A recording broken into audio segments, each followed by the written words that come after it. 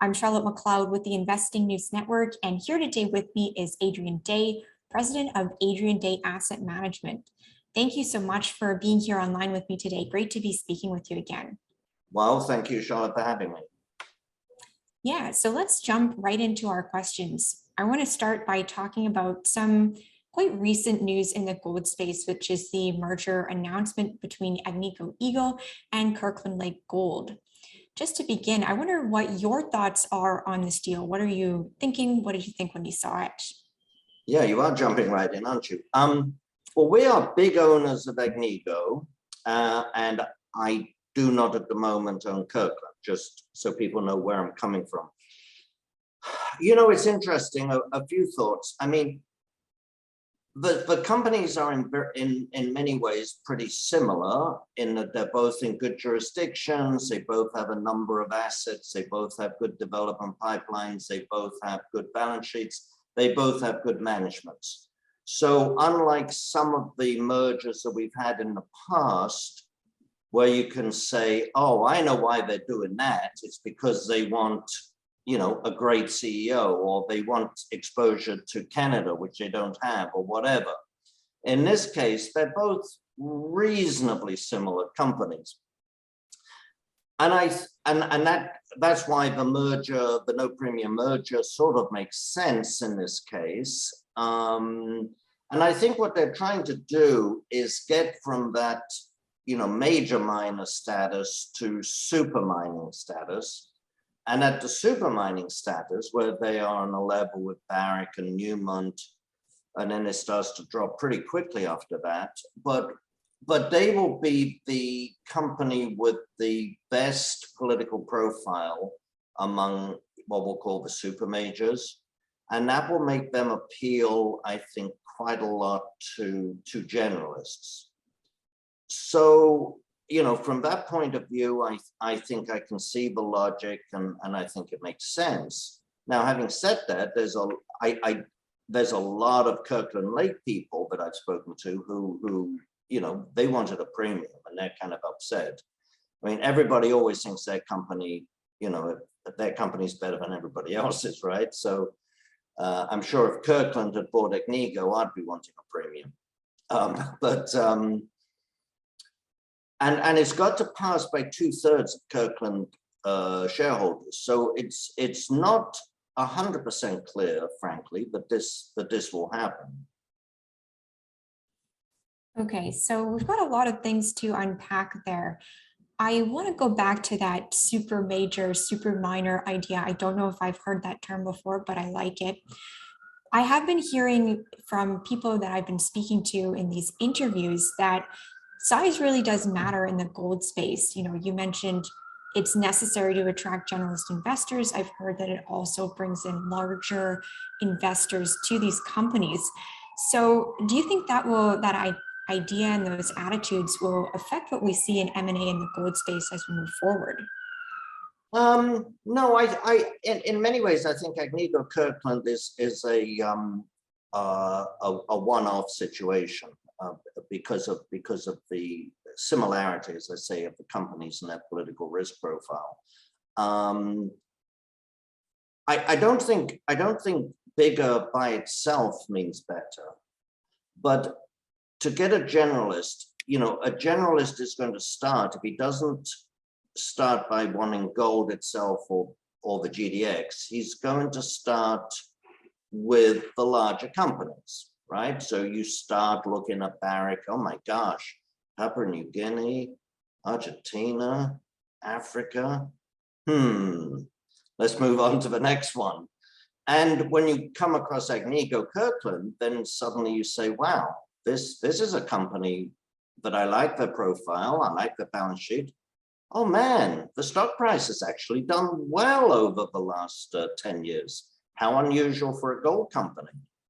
Because as we know, most of the senior companies, I'm not talking about the royalty companies now, but most of the senior miners, if you go back 10 or 20, or in some cases even longer, years, you don't get a very pretty chart. You know, people who buy Barrick today are buying it at a lower price than it was in 1986. that's not a very compelling argument for a generalist, to get attracted to the space. Whereas if you look at Kirkland or Agnico, of course, it's a different situation. But bigger doesn't necessarily make better. And one, I mean, I have a lot of criticisms of some of the things that have been going on in the space. But we've had mergers in the past. We've seen where it's difficult to come up with a logic. It's difficult to come up with a rationale it's difficult to see synergies. And frankly, it's difficult to see at the time, and history tells us it's difficult to see much in the way of cost savings from some of the mergers that have happened. So, some of them, the only logic was to get bigger. And I don't think that's a very good logic in and of itself. And I also, frankly, I'd say one other thing, if I may, while we're on things I don't like, I don't like these huge breakup fees. I mean, almost $500 million is the Agnico breakup fee. Well, that's making it very difficult for someone else to come in and, make an offer. And that's on top of change of control clauses and everything else. That's tricky. So this deal, as you said, is looking to you like more of a one-off type of thing, if it even does go through, which technically we don't know if that will happen yet. So if we look forward to M&A in the gold space, what do you think we'll see if it's not that kind of big deal? Or perhaps what would you like to see? What do you think we should see? Well, I think we'll see more of the seniors and intermediates buying single asset companies, development companies, mining companies, but single asset companies, buying them for specific projects and to deepen their own production profile or their own pipeline. I think we'll see some of that. But the truth is, good assets are few and far between. And the other problem that one has to recognize is that, and I mentioned single asset companies, if you're a major mining company and you like X project, and maybe you think Y project is okay, if you make a bid for that company at a premium, you're paying a premium for everything that company has, whether you want it or not. you're buying everything. If you buy the company, you're buying everything they have, and you're paying a premium for everything they have, which you may not want to do. And that makes it a little more tricky. At the same time, companies don't often want to sell their crown jewel, unless the whole company goes. So that I think is a bit of an impediment to some of the mergers. But there's no question that the space, we all know this, there's no question that the space, it needs new ounces, it needs new discoveries. And I would like to see some of the larger companies get really more active with some of the exploration companies. Yeah, I mean, that's definitely a theme that we've been hearing about for years, and it's only continued right now. Yeah, definitely. Okay, and so taking, I guess, a step back, we've been looking at these two companies and what they're doing.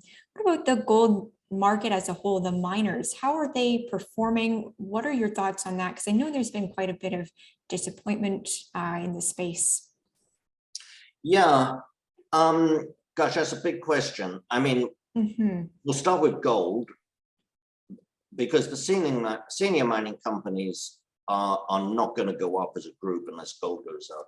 And I think there's really three main reasons why gold has disappointed people this year, why it hasn't responded to money printing and inflation the way people would expect. The first one is, I think the huge run-up we had last year, the first half of last year, when gold went up over 30% in 4 months, I think we're still getting, and of course it had already gone up the year before that, I think we're just seeing a consolidation, frankly. And if you look historically at bull markets and look at mid-cycle corrections, then what we've seen so far, 14 months and 18% or whatever it is really nothing unusual. So that's one thing. I think we're seeing consolidation, but it's very frustrating, of course, for people at the time. The second thing, of course, is that the stock market has been going up. Again, you look at the S&P or any of the major indices around the world over the last 12 months, and they've been going up. The US dollar's going up. Housing prices are going up. There's a lot of other things that are doing well, and that I don't think you're seeing a lot of people specifically say, I'm going to sell gold and buy Bitcoin, or I'm going to sell my gold and buy a house. You're not seeing that, but there's always reasons for people to sell. There's always, at the margin, there's always people that are selling in any market because they want the money or whatever. And what you're seeing is buyers, new buyers, in my view, new buyers just saying there's no rush to buy gold because, my stock portfolio is doing well. There's no rush to buy gold.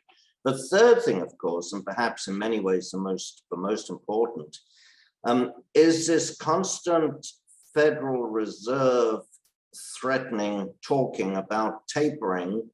And of course, saying interest rates will go up in 2023. I mean, my gosh, when they first said that was 2.5 years away. It should have been bullish for gold.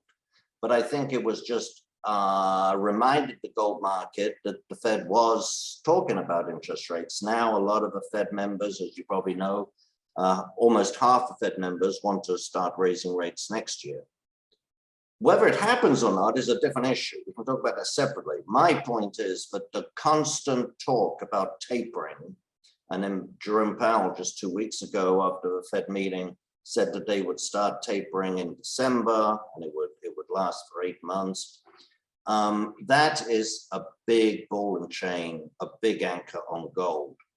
Now, I will make a couple of points if I may, and I'm sorry to be talking so much here, but I'll make a couple of points. First of all, when the Fed talks about tapering, all they're talking about is reducing the rate of new purchases. They're not talking about stopping new purchases or even selling some of what they have.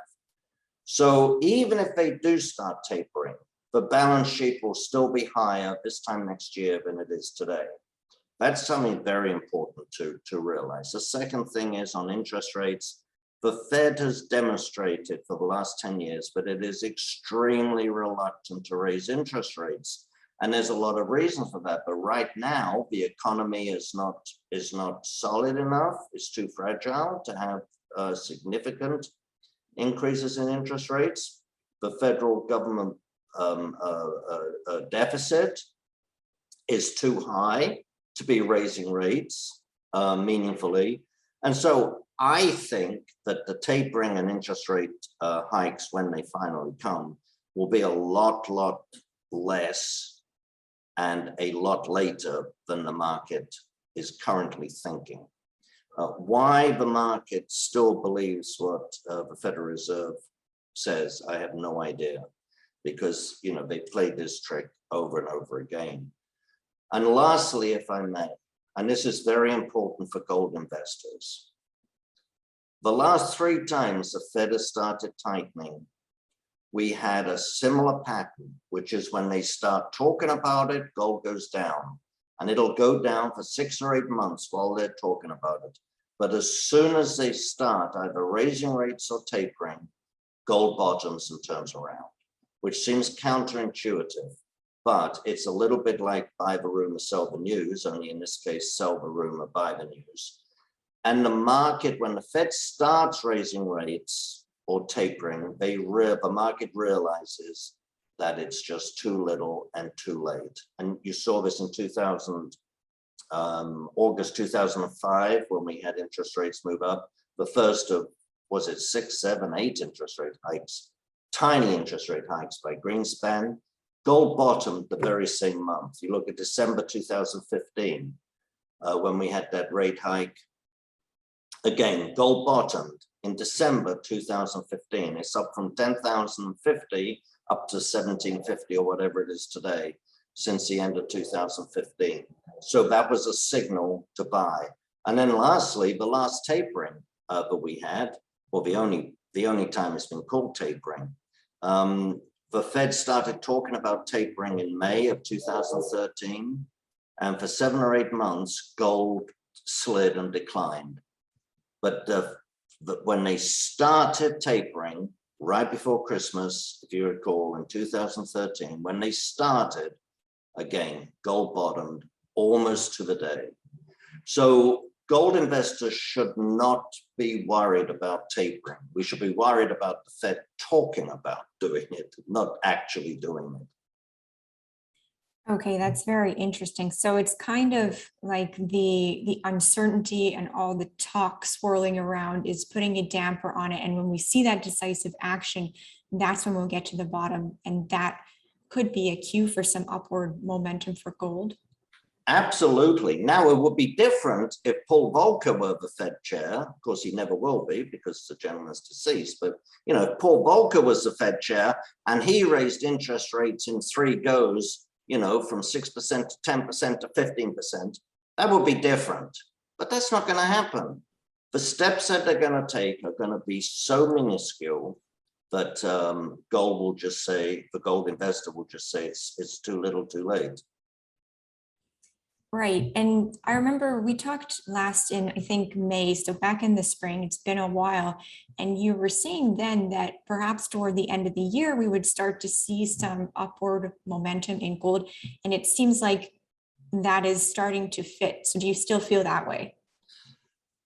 You know, what I think is a consolidation from last year has certainly gone on a lot longer than I thought it would. And perhaps more significantly, what's really shocked me is just how low the gold stocks have gone in terms of valuations.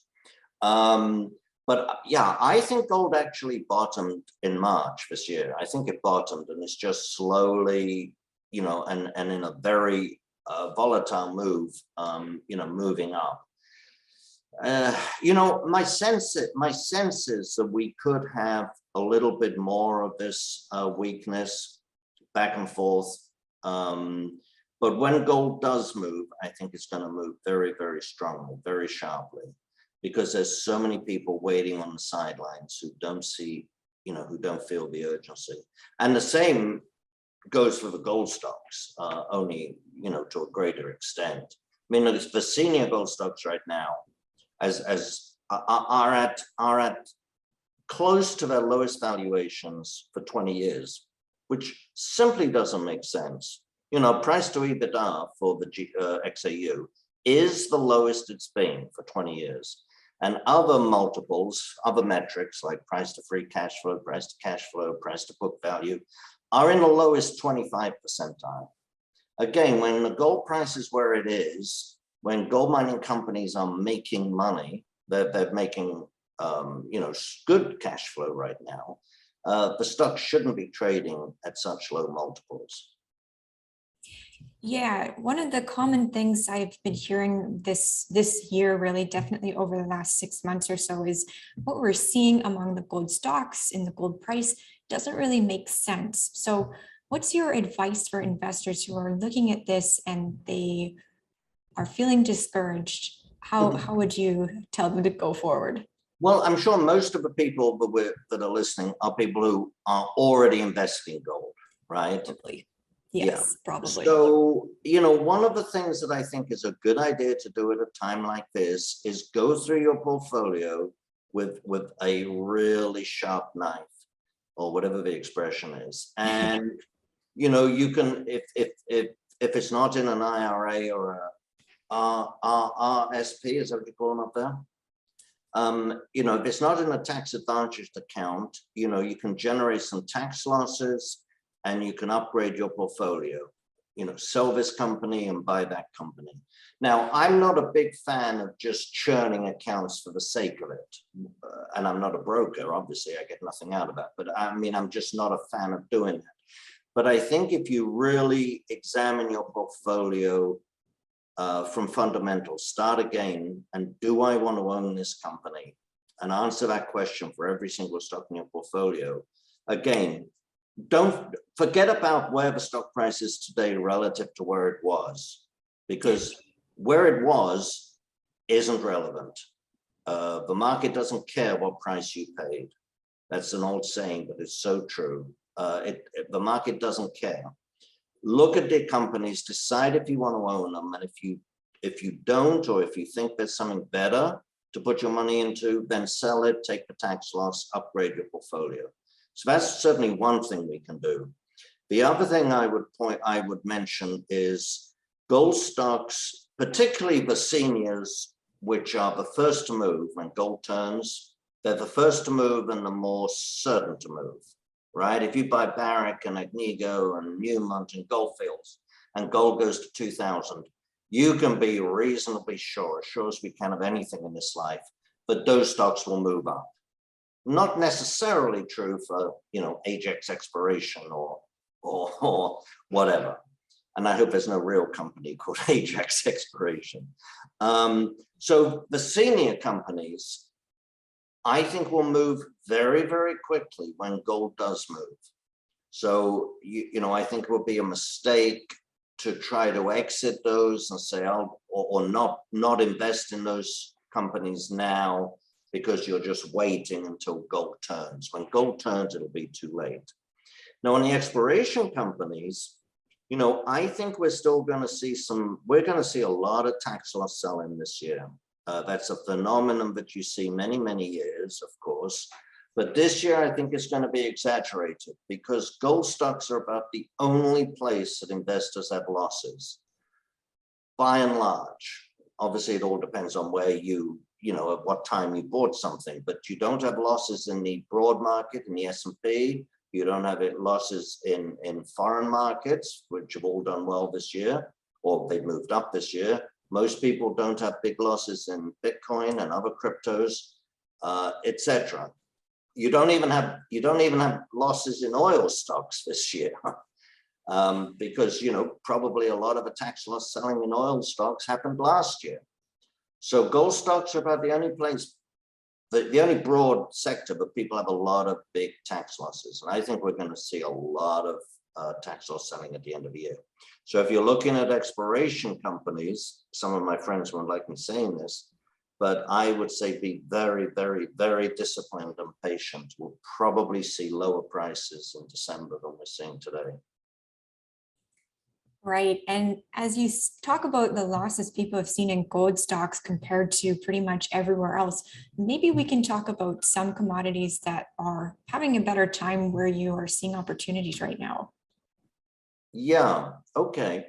Well, I know we've talked about this before. My sort of approach to commodities, first of all, I don't think this is a commodity super cycle. We had a commodity super cycle from 2000 to 2012. A commodity super cycle is when pretty much all commodities move up, and they typically, the reason for a commodity super cycle is because you have a major new source of buying. So 1825 to 1840, the British Industrial Revolution, all commodities moved up dramatically. 1870 to 1914, first America and then Germany industrialized, two huge economic powers industrializing. That caused broad buying of all commodities. And of course, earlier in this century, China did the same thing. But there is no, the Chinese, that market is over, I think. I think it's a mistake to think that we have a new super cycle starting. So what I think we have to do is look at specific commodities. We have to look at the demand patterns for those commodities, and then we also have to look at the supply.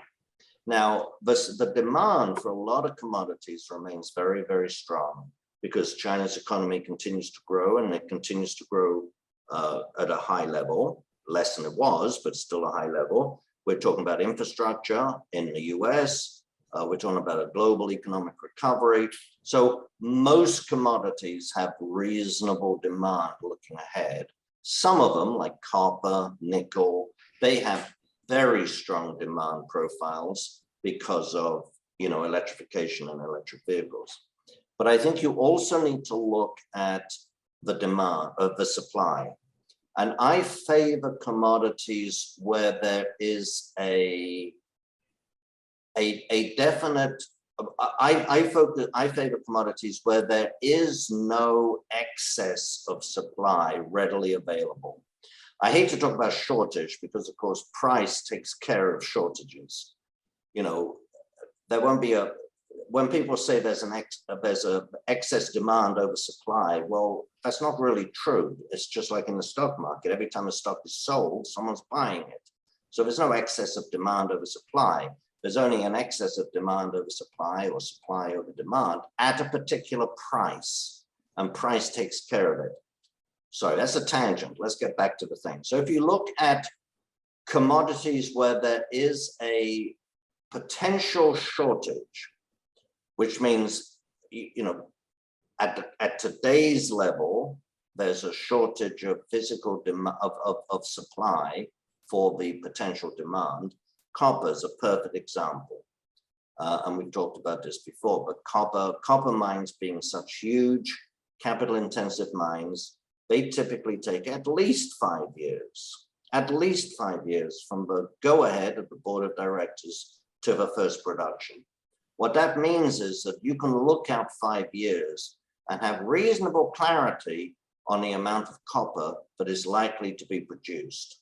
And if the projections for demand increases from electric vehicles, electrification, if those come anywhere close to being true, then we will not have enough copper at today's price to accommodate that. So I like commodities where there is that kind of real potential, and again, shortage, because it means, I don't really mean it's going to be a physical shortage. I mean, the price is going to go up.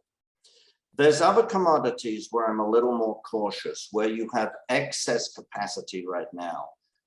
An obvious example is the oil sector, where Saudi Arabia and Russia both have large amounts of excess capacity. OPEC could increase, and Russia's not an OPEC, of course. OPEC could increase their production. And at the same time, you look at gas, huge excess capacity. You know, Britain, UK has huge reservoirs of oil, but of gas, but they've banned fracking. Now, if the price of gasoline goes up enough in Britain, is there going to be political pressure to release that, to change that? I don't know, but I think you'll get a change in policies in United States, where of course the Biden administration wants to outlaw fracking as well. I think you're more likely to get a change in the US than in Britain, but you're certainly going to, but there's certainly no absolute shortage. Uranium would be another example, and some of my friends won't like this. You look at uranium, and the both Kazakhstan, which is the largest producing country, and Cameco, the largest producing company, both have deliberately withheld supplies from the market. Now, at some point, that supply will come back to the market. And will it come back at, you know, 50 pounds or $50 a pound, or will it come back at 150? I don't know. But there is excess supply, there's excess capacity that can come back onto the market. So I'm less in favor of those kind of commodities, if that makes sense. Yeah, no, it does make sense. And I appreciate that distinction. I think I'm following it. So are there any other commodities out there like copper that really do have a genuine situation where the capacity isn't there right now? Well, I think to lesser extent, nickel would be one. again, I guess a lot depends on whether you're talking short term or longer term. I mean, longer term, there's no shortage of iron ore in around the world.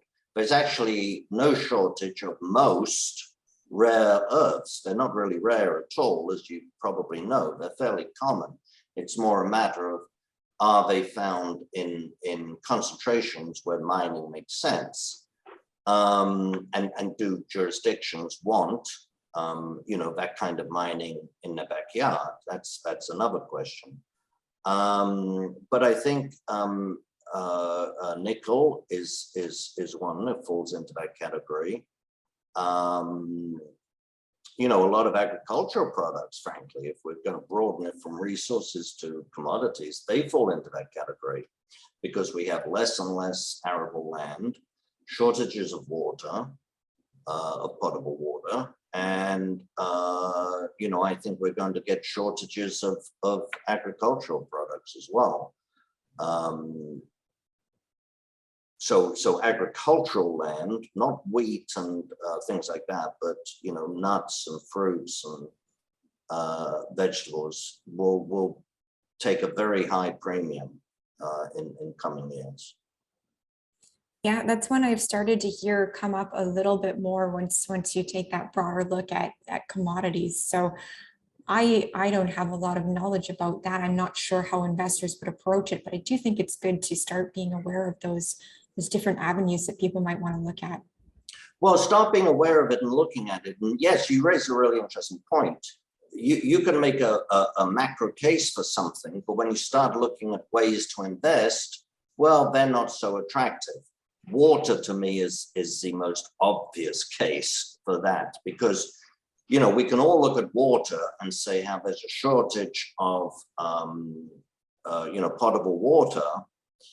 And when you look at, broadly speaking, when you look at most of the water companies, well, you see either regulated utilities where they have a very low rate of return, or a low, let's say, rate of return is allowed on their investments, and a lot of utilities have huge capital investments that are required to upgrade the pipes and so on.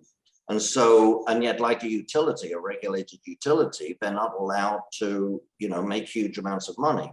So does that make sense? And you can look at, other examples where, as investments, they're less attractive than the macro would suggest. But there are some good, agriculture. You can buy, one that we own, I'll mention that, is a company called Gladstone Land. The symbol is LAND. And they buy farms and then lease them back to the farmers in the United States, mostly in the Western United States. And something like that is a very, pays a dividend. It's about 2.5% right now, not a lot. But something like that is a good way to get exposure to the sector. Okay, well, I think that's going to be all from me. I will open up the floor to see if you had any final thoughts that you wanted to leave investors with as we head into the final months of the year. But I think this has been great. It gave us an idea of where gold is going, what people can do with their portfolios. Yeah, the final word, I think, is at this point, don't get too discouraged. We are much, much closer to the bottom and the turn, than it might seem if you look backwards. So, not to get too discouraged, but, and stick with the best, always stick with the best. Okay, well, we will try to do that as the year wraps up. Thank you so much for being here to talk about what's going on in the market. Well, thank you very much, Charlotte. Nice to be here. Once again, I'm Charlotte McLeod with the Investing News Network, and this is Adrian Day.